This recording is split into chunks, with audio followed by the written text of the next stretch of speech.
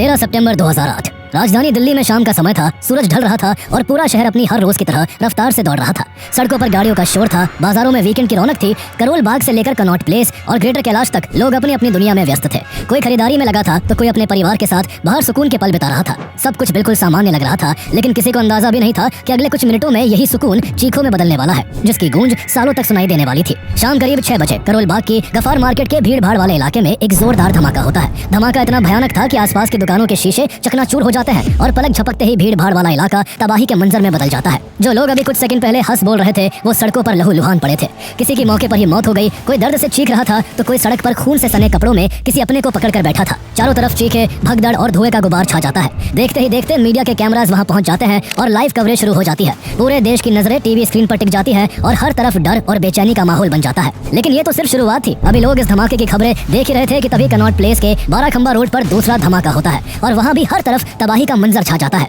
लेकिन इससे पहले कि कोई कुछ समझ पाता, अगले ही मिनट दिन का तीसरा जोरदार धमाका कनॉट प्लेस के सेंट्रल पार्क में होता है। यहाँ शाम के समय सैकड़ों लोग मौजूद रहते हैं, इसलिए यहाँ धमाके की वजह से ऑन स्पॉट कई लोगों की मौत हो जाती है। इसके बाद तो पूरी दिल्ली में खतरे के सायरन बजने लगते हैं। लोगों में बुरी तरह खौफ बैठ जाता है, लेकिन अफसोस ये तबाही अभी और चलने वाली थी। अगले 2 से 3 मिनट के भीतर ग्रेटर कैलाश 1 के एम ब्लॉक मार्केट में लगातार 2 और धमाके होते हैं। इन धमाकों की इंटेंसिटी इतनी ज्यादा थी कि एक ही झटके में जहाँ कई लोगों की जान चली जाती है तो करीब 10 दुकानें मलबे में तब्दील हो जाती है। इस तरह एक के बाद एक इन 5 सीरियल ब्लास्ट ने पूरी दिल्ली को दहला कर रख दिया। केवल आधे घंटे के भीतर इन 5 हमलों में 39 मासूम लोगों की जान चली गई और 150 से ज्यादा लोग गंभीर रूप से घायल हो गए। धमाकों के बाद पूरी दिल्ली के अस्पतालों के इमरजेंसी वार्ड्स में घायलों की चीख पुकार मची हुई थी। घायलों में कई लोग ऐसे थे जिनके शरीर में बम के छर्रे बुरी तरह धसे हुए थे और वो जिंदगी और मौत के बीच झूल रहे थे। इतने हाई सिक्योर एरिया में जिस टाइमिंग के साथ ये 5 धमाके हुए, उसने साफ कर दिया कि देश के खिलाफ कोई बहुत बड़ी साजिश रची गई है। इन धमाकों में अमोनियम नाइट्रेट और टाइमर डिवाइसेस का इस्तेमाल किया गया था और बमों को डस्टबिन और कारों में रखकर भीड़ भाड़ वाले इलाकों को निशाना बनाया गया था। डरावनी बात यह थी कि 5 जगहों पर हुए धमाकों के अलावा दिल्ली में 4 और जगह पर टाइमर बॉम्ब्स रखे गए थे। ये अगले 4 bombs India Gate, Regal Cinema, Connaught Place और पार्लियामेंट स्ट्रीट जैसी जगहों पर लगाए गए थे, जिन्हें समय रहते अथॉरिटीज ने डिफ्यूज कर दिया। यानी अगर ये भी फटते तो बर्बादी और भी ज्यादा होती। हालात की गंभीरता को देखते हुए बड़े शॉपिंग मॉल्स खाली कराए गए, दिल्ली मेट्रो के बड़े हिस्से बंद कर दिए गए और नॉर्थ इंडिया के कई शहरों और फेमस जगहों को हाई अलर्ट पर डाल दिया गया। इसी बीच इन धमाकों के कुछ ही मिनट बाद देश के बड़े मीडिया हाउसेस और न्यूज चैनलों के इनबॉक्सेस में the message of death title से एक ईमेल पहुंचता है, जिसे पढ़कर हर किसी के रोंगटे खड़े हो जाते हैं। उस ईमेल में लिखा था, अल्लाह के नाम पर इंडियन मुजाहिदीन ने एक बार फिर हमला किया है, जो कर सकते हो कर लो। इससे साफ हो गया कि ये कोई अचानक हुआ हमला नहीं, बल्कि एक वेल कोऑर्डिनेटेड टेरर नेटवर्क का हिस्सा था। और ये पहली बार नहीं हुआ था। इसी साल 2008 में इससे पहले 13 मई को जयपुर में 9 आतंकी धमाके हुए थे, जिनमें 63 लोगों की जान गई थी। इसके बाद 25 जुलाई को बैंगलोर में धमाके हुए और फिर 26 जुलाई को अहमदाबाद में 21 ब्लास्ट हुए, जिनमें 50 से ज्यादा लोगों की जान चली गई थी। यानी दिल्ली में हुए धमाके आतंकियों का इस साल का चौथा बड़ा हमला था, जिसने एक बार फिर पूरे देश को हिलाकर रख दिया था। इंडियन मुजाहिदीन का टेरर नेटवर्क अब पूरे देश में मौत का जाल बिछा रहा था और उसे रोकना देश की सुरक्षा के लिए पहली प्रायोरिटी बन चुका था। ऐसे में इसके जवाब में दिल्ली पुलिस एक ऐसा कारनामा करने वाली थी जो आतंक के खिलाफ जंग को नई दिशा तो देने वाला था, लेकिन साथ ही देश में एक बड़ा विवाद भी खड़ा कर देने वाला था। दिल्ली में हुए इन धमाकों के बाद जहां एक तरफ लोगों के मन में खौफ था तो दूसरी तरफ मासूमों की मौत पर पूरे देश का खून उबल रहा था। लोग सरकार और पुलिस की नाकामी पर सवाल उठाते हुए सड़कों पर उतर चुके थे। हर कोई ये सोचकर कांप रहा था कि आतंकी हमारे बीच ही कहीं छिपे हैं और इंटेलिजेंस एजेंसीज और पुलिस कुछ भी नहीं कर पा रही। इधर दिल्ली पुलिस अब इन धमाकों की तफ्तीश में जुट चुकी थी। जांच में पुलिस को पता चला कि आतंकियों ने धमाकों के बाद ईमेल भेजने के लिए मुंबई के एक अनसिक्योर्ड वाईफाई का यूज किया था। लेकिन जांच में पता चला कि वो वाईफाई एक यूएस सिटीजन का था, जो खुद इस बात से अनजान था कि किसी ने उसके वाईफाई को यूज किया है। इस डिजिटल ट्रेल ने एक बात साफ कर दी थी कि आतंकियों का ये नेटवर्क सिर्फ खतरनाक ही नहीं बल्कि टेक्निकली बहुत शातिर भी है। जैसे जैसे जांच आगे बढ़ी, दिल्ली पुलिस ने गुजरात और राजस्थान में हुए पिछले धमाकों की कड़ियों को दिल्ली में हुए धमाकों से जोड़ना शुरू किया। इन मामलों में पहले से ही कुछ मोबाइल नंबर इंटेलिजेंस एजेंसियों के रेडार पर थे। जब उन नंबरों की एक्टिविटी को दिल्ली धमाकों के दिन से मिलाया गया तो एक खौफनाक पैटर्न सामने आया। उन सस्पिशियस नंबर्स में कई नंबर जयपुर, अहमदाबाद और दिल्ली में ठीक धमाकों के समय अचानक स्विच ऑफ हो गए थे। ये कोई इत्तेफाक नहीं बल्कि एक कोऑर्डिनेटेड पैटर्न था। इसी दौरान मुंबई पुलिस ने उस्मानी नाम के एक कार थीफ को गिरफ्तार किया, जो आतंकियों को चोरी की गाड़ियां सप्लाई करता था। पूछताछ में उसने एक बड़ा खुलासा किया। उसने बताया कि इन सभी धमाकों का मास्टरमाइंड बाशिर भाई था, जिसका असली नाम आतिफ अमीन था। अहमदाबाद धमाकों के बाद आतिफ अमीन अपने साथियों के साथ राजधानी एक्सप्रेस से दिल्ली आया था और उस्मानी खुद उनके साथ दिल्ली के बाटला हाउस तक आया था। हालांकि आतिफ उसे अपने ठिकानों तक नहीं ले गया था। अब तस्वीर धीरे धीरे साफ होने लगी थी। दिल्ली पुलिस को अंदाजा हो चुका था कि इन सभी धमाकों के पीछे एक ही कोर ग्रुप है, जिसका मास्टरमाइंड 24 साल का आतिफ अमीन है और उसका ठिकाना बाटला हाउस में ही कहीं है। इसी इनपुट के आधार पर इंटेलिजेंस ब्यूरो ने उन संदिग्ध मोबाइल नंबरों की निगरानी और तेज कर दी। तभी जांच में एक और अहम कड़ी हाथ लगी। पता चला कि आतिफ अमीन ने दिल्ली ने कुछ दिन पहले एक नया सिम कार्ड खरीदा था और उसे लेने के लिए उसने जो एड्रेस प्रूफ जमा किया था उस पर उसके असली नाम के साथ साथ उसकी सही करंट लोकेशन L18 बाटला हाउस जामिया नगर लिखी हुई थी। इतना ही नहीं, दिल्ली धमाकों से 10 दिन पहले 3 सितंबर 2008 को एक कॉल इंटरसेप्ट हुई थी जिसमें उसने इसी जगह से हवाला नेटवर्क से 1.5 लाख रुपए की मांग की थी। कॉल में उसने ये भी कहा था कि पैसे 50-50 के नोटों के बजाय 500 के नोटों में होने चाहिए थे। हैरानी की बात यह थी कि उस समय इस कॉल को ट्रेस तो कर लिया गया था लेकिन उसकी गंभीरता को नहीं समझा गया था। बाद में पता चला कि दिल्ली धमाकों के लिए इन्हीं पैसों का इस्तेमाल किया गया था। इसके अलावा 6 सितंबर की एक और इंटरसेप्टेड कॉल में आतिफ अमीन अपने साथी मोहम्मद शकील से गफ्फार मार्केट में एक ऑटो रिक्शा की पार्किंग के बारे में बात कर रहा था। साथ ही वो उसे एक बैग और एक बोतल खरीदने के लिए कह रहा था। बाद में यही वह जगह निकली जहां ऑटो में रखा गया बम फटा था। इन तमाम कड़ियों को जोड़ते जोड़ते धमाकों के महज 5-6 दिनों के भीतर ही जांच का घेरा सिमट कर दिल्ली के बाटला हाउस इलाके की L18 बिल्डिंग तक पहुंच चुका था। यही L18 बिल्डिंग के 4th फ्लोर पर बने फ्लैट नंबर 108 में आतिफ अमीन अपने साथियों के साथ छिपा बैठा था। पुलिस ने जब उसकी कुंडली खंगालना शुरू किया तो पता चला कि उस फ्लैट में रहने वाले आतिफ और उसके सभी साथी यूपी के आजमगढ़ के एक ही गांव से थे। L18 में आतिफ अमीन काफी लंबे समय से रह रहा था। गांव वालों के बीच उसकी छवि एक होनहार और पढ़ने लिखने वाले लड़के की थी। इसलिए जब आजमगढ़ के ही कुछ और लड़के जैसे मोहम्मद साजिद, शहजाद अहमद, मोहम्मद सैफ और आरिस खान दिल्ली आए तो वो आतिफ के पास ही रहने लगे। उनके घर वालों को भी पूरी तसल्ली थी कि उनके बच्चे दिल्ली जैसे बड़े शहर में एक होशियार और समझदार लड़के के साथ रह रहे हैं। लेकिन उन्हें कहाँ पता था कि आतिफ के दिमाग में पढ़ाई के नाम पर मौत का एक खौफनाक खेल चल रहा था। आतिफ के कनेक्शन इंडियन मुजाहिदीन के फाउंडर रियाज और यासीन भटकल के साथ गहरे थे और उसने खुद को पूरी तरह इस आतंकी संगठन के हवाले कर दिया था। आतिफ ने बड़ी चालाकी से अपने रूममेट्स को भी इस दलदल में खींच लिया था। वो उन्हें जिहाद और बदले की झूठी कहानियां सुनाकर ब्रेन वॉश करता था। धीरे धीरे उसने उन मासूम दिखने वाले लड़कों को स्लीपर सेल्स में तब्दील कर दिया जहां हर किसी का काम तय था। बम बनाने की तकनीक और आईडी तैयार करने में सबसे माहिर मोहम्मद साजिद था जो बहुत कम उम्र का था और मासूम लगता था। आतिफ के साथ मिलकर साजिद ने ही बाटला हाउस के उस फ्लैट के भीतर डेटोनेटर्स और अन्य केमिकल्स का यूज करके उन जानलेवा बमों को तैयार किया था। वही आतिफ अमीन इस पूरे सेल का दिमाग और मुख्य कोऑर्डिनेटर था। उसका काम पाकिस्तान और दुबई में बैठे अपने आकाओं से निर्देश लेना और उन्हें जमीनी स्तर पर लागू करना था।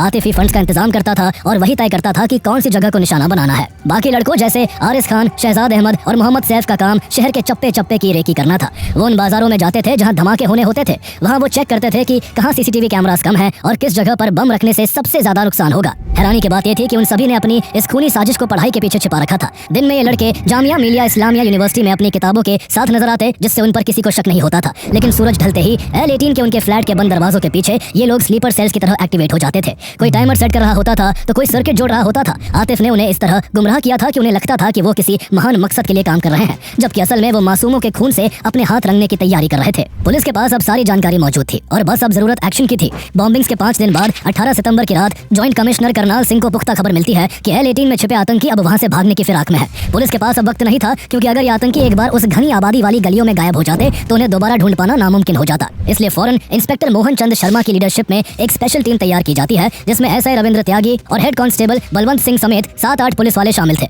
इस ऑपरेशन के लिए सावधानी बरतना बेहद जरूरी था क्योंकि जामिया नगर जैसे भीड़ भाड़ वाले इलाके में भारी पुलिस बल या यूनिफॉर्म में जाना आतंकियों को अलर्ट कर सकता था। इसलिए पुलिस सिविल ड्रेस में जाने वाली थी। चूंकि आतिफ ने एक नया सिम कार्ड खरीदा था इसलिए टीम को लीड कर रहे इंस्पेक्टर मोहन चंद शर्मा का अंदाजा था कि उसकी वेरिफिकेशन के लिए टेलीकॉम कंपनी का एजेंट जरूर उनके फ्लैट पर जाएगा। इंस्पेक्टर मोहन चंद शर्मा ने इस मौके का पूरा फायदा उठाया और प्लान बनाया कि पुलिस के एक जवान को वोडाफोन कंसल्टेंट बनाकर फ्लैट के अंदर भेजा जाएगा जो वहां मौजूद संदिग्धों की पूरी जानकारी निकाल सके। इस बीच बाकी टीम को जिम्मेदारी दी गई थी कि वो उस 4 मंजिला मकान के एंट्री एंड एग्जिट गेट को पूरी तरह ब्लॉक कर दे ताकि कोई बचकर ना निकल पाए। इसके अलावा हथियारों को भी कपड़ों के भीतर इस तरह छिपाया गया कि बाहर से किसी को शक न हो। पुलिस का मुख्य मकसद रेकी करते हुए सीधे आतंकियों को दबोचना था और उन तमाम सबूतों और डॉक्यूमेंट्स को भी बरामद करना था जो पूरे इंडियन मुजाहिदीन नेटवर्क का पर्दाफाश कर सके। इसके बाद 19 सितंबर 2008 की सुबह पुलिस की ये टीम जामिया नगर के इस इलाके में पहुंचती है। स्पेशल सेल के एक सब इंस्पेक्टर धर्मेंद्र को एक वोडाफोन टेलीकॉम एजेंट बनाकर उस बिल्डिंग में भेजा जाता है। धर्मेंद्र के हाथ में कुछ फॉर्म्स और बैग था ताकि किसी को शक न हो। उन्होंने सीधा L18 बिल्डिंग के 4th फ्लोर के रूम नंबर 108 का रुख किया। जैसे ही अंदर से एक लड़के ने गेट खोला, धर्मेंद्र ने अपनी तेज नजरों से अंदर का मुआयना किया और वहां मौजूद चेहरों को पहचान लिया। वेरिफिकेशन का नाटक करके वो बाहर आ गए और बाहर आते ही उन्होंने इंस्पेक्टर मोहन चंद शर्मा को इशारा कर दिया कि शिकार अंदर ही है। उन्होंने टीम को यह भी जानकारी दी कि इस फ्लैट में एंटर करने के लिए 2 दरवाजे हैं, एक मेन गेट था और दूसरा एक L शेप्ड कॉर्नर वाला दरवाजा था। इस रेकी ने पुलिस को वो आखिरी यकीन दिला दिया जिसकी उन्हें तलाश थी और अब फाइनल स्ट्राइक की बारी थी। इसके बाद सुबह करीब 10:30 बजे पुलिस की ये टीम सधे हुए कदमों से उस फ्लैट की ओर बढ़ने लगती है। इस दौरान पुलिस ने बुलेट प्रूफ जैकेट भी नहीं पहनी थी क्योंकि भारी जैकेट के साथ आम नागरिक जैसा दिखना मुश्किल था। पुलिस को भरोसा था कि या तो आतंकी खुद सरेंडर कर देंगे या वो उन्हें बिना खून खराबे के दबोच लेंगे, लेकिन हकीकत कुछ और ही होने वाली थी। इंस्पेक्टर मोहन चंद शर्मा उस फ्लैट के दरवाजे तक पहुंचकर मेन गेट को नॉक करते हैं, लेकिन इस बार दरवाजा नहीं खुलता क्योंकि अब आतंकियों को शक हो गया था। कई बार नॉक करने के बाद भी जब वो दरवाजा नहीं खुलता है तो मोहन चंद शर्मा बिना वक्त गवाए L शेप वाले दरवाजे पर पहुंचते हैं और जोरदार धक्का देते हैं। वो दरवाजा बस हल्का सा बंद था और तुरंत खुल जाता है। पुलिस की इस अचानक एंट्री से अंदर छिपे आतंकी बिना कोई मौका दिए अंधाधुंध गोलीबारी शुरू कर देते हैं। हैं। पुलिस टीम को इस अचानक हुए हमले से संभलने का जरा भी वक्त नहीं मिलता है। इस गोलीबारी में सबसे आगे चल रहे इंस्पेक्टर मोहन चंद शर्मा को कंधे और पेट में कई गोलियां लगती है। गोलियों की तड़तड़ाहट से पूरा फ्लैट गूंज उठता है और मोहन शर्मा बुरी तरह लहूलुहान होकर जमीन पर गिर पड़ते हैं। इसी हमले की चपेट में हेड कांस्टेबल बलवंत सिंह भी आ जाते हैं और वो भी गंभीर रूप से जख्मी हो जाते हैं। वो पूरा कॉरिडोर अब एक जंग के मैदान में तब्दील हो चुका था, जहां एक तरफ पुलिस अपने घायल साथियों को बचाने की जद्दोजहद कर रही थी और दूसरी तरफ आतंकी मौत के खौफ में लगातार ट्रिगर दबा रहे थे। आतंकी किसी भी कीमत पर वहां से भागना चाहते थे और इसके लिए वो पुलिस पर फायरिंग करने से भी नहीं हिचकिचाए थे। इंस्पेक्टर मोहन शर्मा जैसे अनुभवी अधिकारी पर हुआ ये हमला पूरी टीम के लिए एक बड़ा झटका था, लेकिन स्थिति की गंभीरता को देखते हुए पुलिस ने भी बिना वक्त गवाए गोलीबारी करनी शुरू कर दी। इसी बीच एसीपी संजीव कुमार यादव अपनी बैकअप टीम के साथ L18 बिल्डिंग पहुंच चुके थे। जैसे ही संजीव यादव को वायरलेस पर फायरिंग और अधिकारियों के घायल होने की खबर मिलती है, वो बिना वक्त गवाए तुरंत चौथे फ्लोर पर आकर मोर्चा संभाल लेते हैं। संजीव यादव के नेतृत्व में बैकअप टीम ने न केवल बिल्डिंग को चारों तरफ से घेरा, बल्कि अंदर फंसी टीम को कवर फायर देना शुरू कर दिया।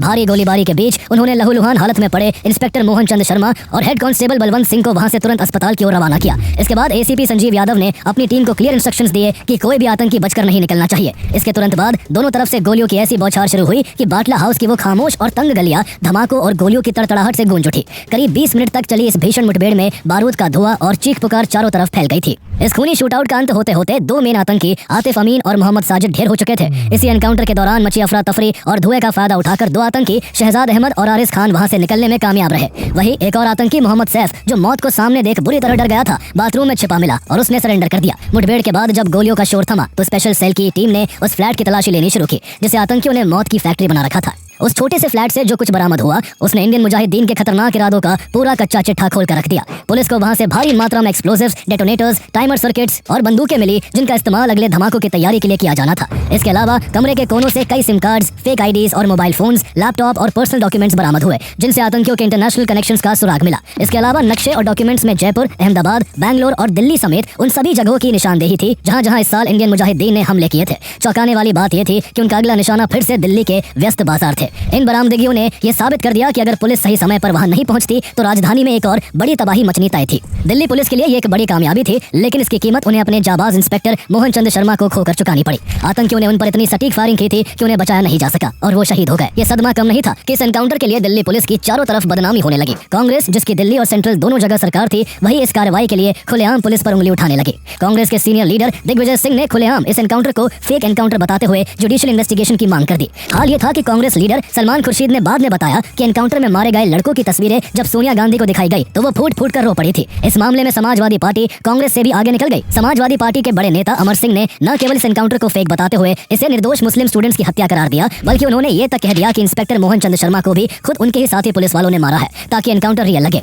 भाजपा और बाकी पॉलिटिकल पार्टीज भी इस पर राजनीति करने से नहीं चूकी। उन्होंने आरोप लगाया कि कांग्रेस और सपा आने वाले चुनावों में मुस्लिम वोट बैंक के लिए एनकाउंटर पर सवाल खड़ा कर रही है। राजनीतिक पार्टियों के अलावा ह्यूमन राइट्स ऑर्गेनाइजेशंस ने भी पुलिस की साख और शहीद इंस्पेक्टर मोहन चंद शर्मा की कुर्बानी पर उंगलियां उठा दी थी। दिल्ली पुलिस हैरान थी कि जिस काम के लिए शाबाशी मिलनी चाहिए थी, उसके लिए उन्हें सफाई देनी पड़ रही थी। क्रिटिक्स बार बार यही कह रहे थे कि मारे गए लोग आतंकी नहीं बल्कि इनोसेंट स्टूडेंट्स थे, जिन्हें पुलिस ने जबरदस्ती मार दिया। उनका सबसे बड़ा आर्गुमेंट यह था कि फेस टू फेस एनकाउंटर में आतिफ और साजिद को गोलियां सामने से लगनी चाहिए थी, जबकि उनके सिर के ऊपरी हिस्से पर गन शॉट वुंड्स मिले थे। उनके अनुसार यह तभी मुमकिन था जब उन्हें नीचे बैठाकर ऊपर से गोली मारी गई हो। इसके अलावा सवाल यह भी उठाया गया कि नैरो स्ट्रीट्स और पुलिस की भारी कॉर्डनिंग के बावजूद दो आतंकी वहां से कैसे भाग निकले। पुलिस की इस चूक को क्रिटिक्स ने एक मनगढ़ंत कहानी का हिस्सा बताया। एनकाउंटर के बाद जब इस ऑपरेशन की क्रेडिबिलिटी को लेकर विवाद पीक पर पहुंच गया तो जामिया टीचर्स सॉलिडारिटी एसोसिएशन और कई सिविल राइट ग्रुप्स ने दिल्ली पुलिस पर फेक एनकाउंटर का आरोप लगाते हुए इस मामले को लीगली चैलेंज कर दिया। इसके चलते दिल्ली हाई कोर्ट के इंटरवेंशन के बाद ये sensitive case national human rights commission NHRC के पास पहुंच गया। कोर्ट ने कमीशन को ऑर्डर दिया कि वो इस पूरे इंसिडेंट की इम्पार्शियल और इन डेप्थ इन्वेस्टिगेशन करे, ताकि ये साफ हो सके कि क्या पुलिस ने वास्तव में सेल्फ डिफेंस में गोली चलाई थी या ये कोई प्री प्लान्ड कॉन्स्पिरेसी थी। इसके बाद क्राइम सीन से बरामद कारतूस के शेल्स और दीवारों पर मौजूद गोलियों के निशानों की जब फोरेंसिक साइंस लेबोरेटरी में जांच की गई तो ये साफ हो गया कि फायरिंग एक तरफा नहीं थी। पुलिस टीम पर जो गोलियां चली थी वो उन्हीं .30 बोर पिस्टल से निकली थी जो आतिफ अमीन और साजिद के पास से बरामद हुई थी।